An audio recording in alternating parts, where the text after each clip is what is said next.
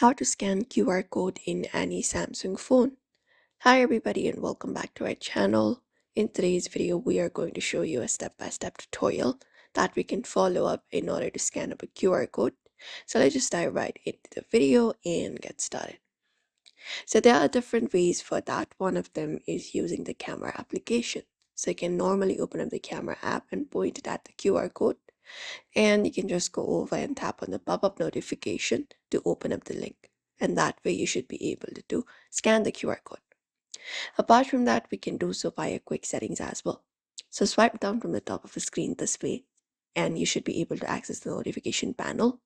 You can look out where the option goes scan QR code and tap on it, and all we gotta do is position the camera over the code and the code will be scanned and you will be linked towards it.